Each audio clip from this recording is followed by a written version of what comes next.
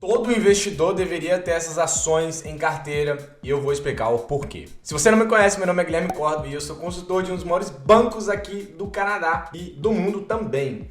E eu falo muito sobre o mercado financeiro aqui, então se você gosta do mercado financeiro, ações, fundos imobiliários, REITs, aqui é o seu lugar. Então já se inscreve aqui no canal, dá o like no vídeo também para dar essa moral pra gente, beleza? Tamo junto e sem resenha, editora, solta a vinheta e vamos nessa.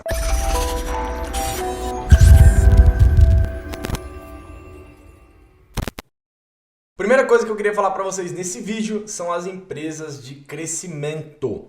E o que são elas, como que são características, beleza, dessas empresas, como que a gente pode identificar uma empresa de crescimento. Empresas de crescimento são as empresas que antecipadamente têm aí um crescimento da sua receita, do seu lucro, de forma antecipada e muito acima do mercado, tá? E você deve estar se perguntando, Tag, o que é o mercado? Que diabo de mercado é esse? galera, quando a gente fala de mercado, a gente está falando basicamente da Bolsa de Valores, da média geral da Bolsa de Valores daquele país. No Brasil a gente tem o Ibovespa e nos Estados Unidos a gente tem o S&P 500, tá? E nos Estados Unidos a gente também tem o Dow Jones Industrial Average, beleza? Que são as empresas do setor industrial aí de forma geral. Nos Estados Unidos a gente tem uma média de retorno histórico, tá? No S&P 500, algo em torno de 7 e 8% na média composta, né? Durante todos esses anos aí, beleza? Então, quando a gente falar, uma empresa de crescimento é uma empresa que ela tende a crescer muito mais do que o mercado, entende-se que a empresa está em plena expansão e de que ela vai trazer um retorno aí acima de 8%, bem acima de 8% anualmente. Beleza? Então são empresas geralmente startups, tecnológicas, empresas desse tipo geralmente tendem a ser expansionárias, né? Ela tende a crescer sua base de clientes, receitas e lucros. Tá certo? Então algumas coisas para entender aqui novamente. Empresas de crescimento, elas tendem a crescer, né, suas vendas e seus lucros mais rapidamente do que o mercado. Empresas de crescimento, elas tendem a ser bem caras, tá? Então o preço-lucro ali tende a ser bem esticado normalmente, mas as empresas podem se tornar baratas caso, obviamente, essa consistência, né, essa expectativa, ela continue a acontecer. Beleza? Outra coisa também é que pelo fato do investidor estar pagando um preço maior do que realmente existe, né, um PL muito alto, então por que isso? Porque existe uma expectativa de crescimento muito grande. E agora, se isso não acontece, né, se essa expectativa ela não é atingida, então o investidor pode ver quedas dramáticas aí no preço da ação. Então muito cuidado nessa questão aí. Empresas de crescimento normalmente não pagam dividendos ou pagam muito pouco. Empresas de crescimento geralmente elas estão em contraste, beleza, com as empresas de valor. E o que são as empresas de valor? Provavelmente você já deve ter escutado falar do Warren Buffett. E o Warren Buffett, ele tem a estratégia de comprar empresas de valor, né? O Value Investing, que são empresas que estão sendo negociadas abaixo do seu valor intrínseco, ou seja, abaixo do que ela vale, tá certo? Então ele acredita que a empresa está sendo negociada a valores muito baixos e que uma correção, né, no longo prazo aí, no longo médio prazo, ela vai se corrigir, ele vai conseguir ter esse ganho aí. Então ele acredita que o mercado está errado. Agora, galera, você deve estar se perguntando, Pô, mas como que essa empresa vai me remunerar, né? Porque ela não paga dividendo, né? Eu não vou receber nada. Existe duas coisas que pode acontecer, né, nessa remuneração do acionista. Obviamente, a questão número 1 de remuneração sua é a multiplicação de capital. A empresa ela vai valer muito mais, né? O que você prefere? Receber, sei lá, 5% de dividendo, né, do valor do que está sendo negociado de mercado? Ou a empresa sair de 20 para 40 dólares, 40 para 60, 60 para 120, 180... Olha a Tesla, eu vou até pedir para a editora colocar aqui o gráfico da Tesla, beleza? Nos últimos anos aí, para vocês verem quanto que ela valia no início e quanto que ela vale hoje, tá certo? Essa multiplicação de capital, não existe dividendo nenhum no mundo que vai te pagar tanto, tá? Obviamente, se fosse pagando dividendo durante esses anos aí. É impossível, tá ligado? Não tem como. Então, essa aí é a mágica de multiplicação do capital, que é o que a gente chama aqui também na América do Norte de baggers. Beleza? São as empresas baggers, que elas se multiplicam demais. A gente também pode trazer o gráfico aí geral da Google, por exemplo. Olha só como a Google cresceu nos últimos anos, né?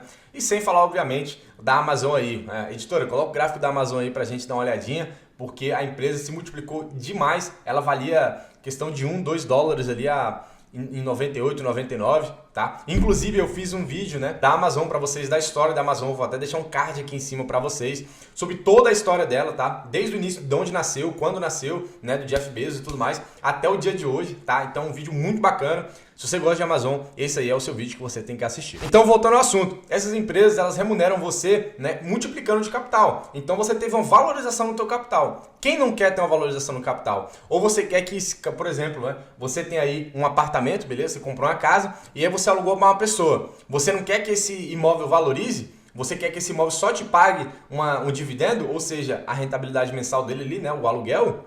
Óbvio que não, pô. Você quer que ele cresça de valor. E, obviamente, isso funciona também para as ações. Só que para ela crescer de valor, ela precisa se reinvestir. Agora, pensa na seguinte situação do aluguel que eu te falei agora. Você tem uma casa e você recebe um aluguel. Se você pega esse aluguel que você está recebendo e está gastando com carro, viagem, não sei o quê, você acha que vai multiplicar de capital? Vai multiplicar de patrimônio? Não vai. Por quê? Porque você não está reinvestindo em si mesmo. Agora imagina se você pega o seu salário, a rentabilidade que você está tendo do aluguel e compra outra casa, outro apartamento para alugar para outra pessoa. O que vai acontecer com o teu salário? O que vai acontecer com o teu aluguel? Vai aumentar. Agora você tem 2. Agora imagina fazendo isso durante vários anos. Tá certo? Você vai multiplicar muito mais. Agora faz essa analogia e traz para as ações. Você vai ter o mesmo resultado. Então, para você que tem medo disso aí, não tenha medo, rapaziada. É apenas uma forma diferente e que, na minha opinião, é muito melhor. Tá? E obviamente eu acho, né, já falei para vocês, a melhor forma de remunerar o acionista é justamente essa. E toda empresa de crescimento tem isso na cabeça. Toda empresa de crescimento quer ser uma empresa de dividendo no futuro. Toda. Ela é o objetivo dela, é o grande objetivo dela. Beleza? E aí você deve estar pensando, Gui, você falou tudo isso aí e tal, mas as empresas elas têm o dividend yield muito baixo. Cara, como eu comentei agora, dividend yield é uma característica de empresas de crescimento. Por que isso acontece? Porque elas são empresas que precisam reinvestir no próprio negócio. Agora, se a empresa precisa reinvestir no próprio negócio para crescer, por que diabos ela vai distribuir isso para você? Então, a característica de todas essas empresas de crescimento ter um dividend yield baixo. Eu vou até puxar algumas aqui para vocês, tá? Google, ela não tem dividend yield, ela não paga dividendo, beleza? Microsoft, 0,75 de dividendo. Apple, 0,58 de dividendo. Amazon, 0 de dividendo, não paga. Nvidia, 0,24%.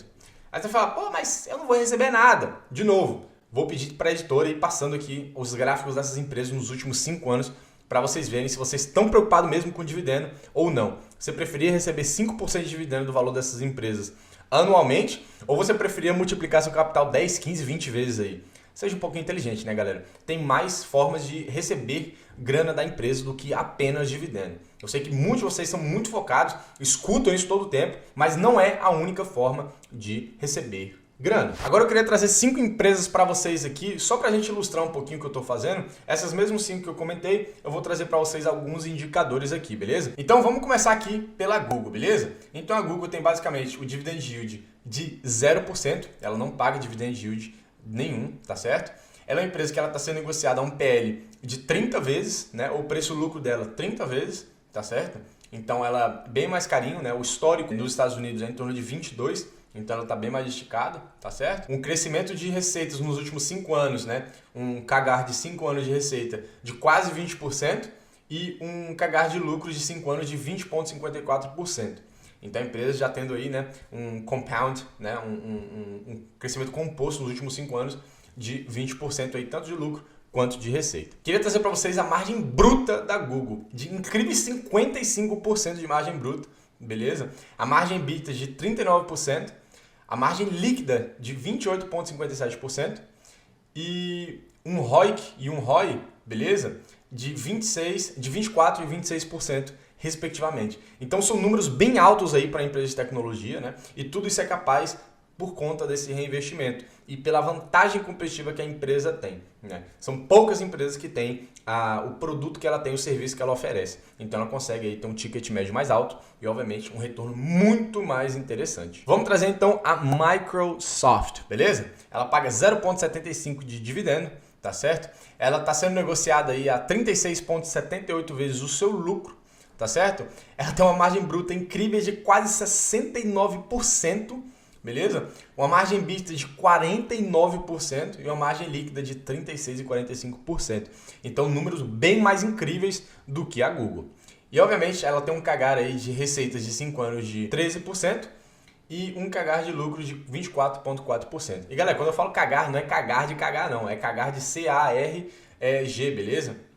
GR é o Compound Annual Growth Rate, beleza? Então vou pedir para a editora dar uma moral para vocês aí, traduzir para vocês aí. A Microsoft tem um ROIC de 30%, ou seja, o retorno sobre o capital investido de 30%, e um ROI de 43%, ou seja, o retorno sobre o patrimônio líquido de 43%. Incrível, né? Incrível, muito boa mesmo, e tudo isso é capaz, obviamente, né, por conta desse reinvestimento. A empresa precisa desse reinvestimento para ela conseguir continuar os seus projetos tecnológicos, de incrementar suas tecnologias, de aumentar e melhorar suas tecnologias. A famosíssima Apple, beleza? Ela paga 0,58% de dividend yield, está sendo negociada a quase 28 vezes o seu lucro, beleza? Tem uma margem bruta de 41%, uma margem EBITDA de 32%, uma margem líquida de 25%, que é muito alta também, né? E ela tem um CAGR de receita de 3,27% e um CAGR de lucros de 1,46%.